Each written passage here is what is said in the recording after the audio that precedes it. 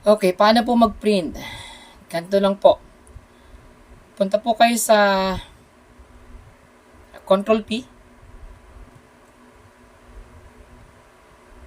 Ang unang gagawin po ninyo, dito po sa printer properties. Hanapin niyo po yung document size. Wag po A4, wag po ito ha. Doon po kayo sa user defined. User defined, ilagay niyo po sa unit mm. I-type niyo po dito 210. Doon naman po sa height 297. Okay.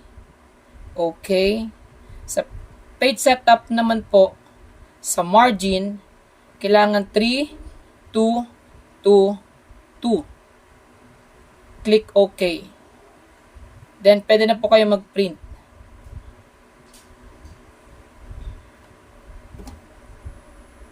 Yan po, printing po siya.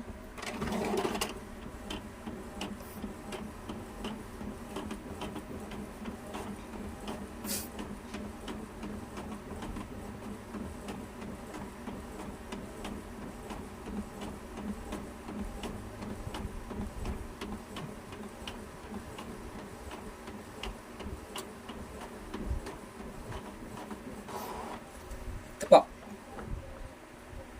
Yan po ang printing niya. Yung kabila naman po, ganito lang po yan.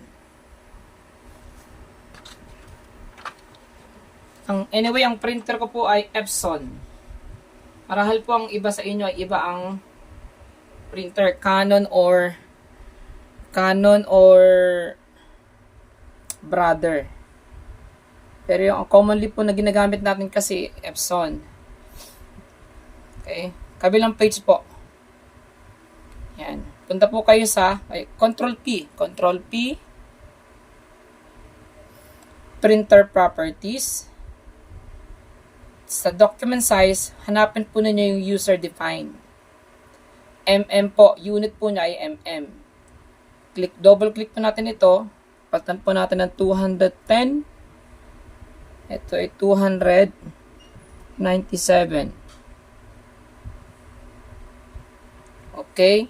Then, sa properties po, margin, properties, doon sa page setup, margin, click po ninyo ito, 0.3. Click nyo lang po yung tab sa keyboard, itong tab. Para diretso po kayo doon sa next, yung bottom, 0.2, 0.2, 0.2. Click OK. Yan po. And then, print. Ang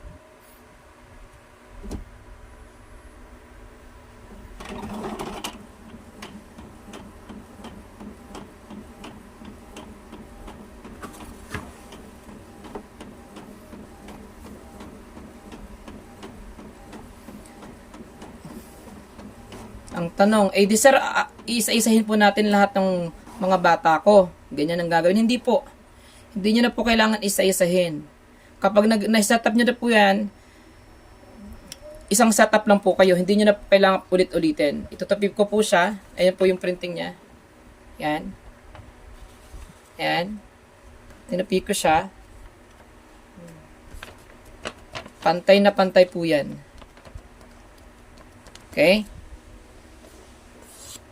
Yan. Ayan po. Sa likod. Ayan. Okay? So, sana nagets po ninyo. Ganun na po kasimple.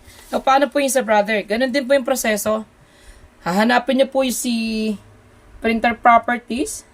Ito yung print preview or control P. Kahit saan naman po yan basta naka-install po yung printer sa inyong laptop. Wala po kayong magiging problema. Hanapin nyo lang po yung printer properties. Pag nahanap po nyo yung printer properties, hanapin nyo po kung saan po yung document size. User defines po. User defines. Pag nahanap po ninyo yun, hanapin nyo lang po yung unit mm po. Ang size po ay 210, ang width niya at yung height niya ay 297. So, ganun lang po mga ma'am and sir.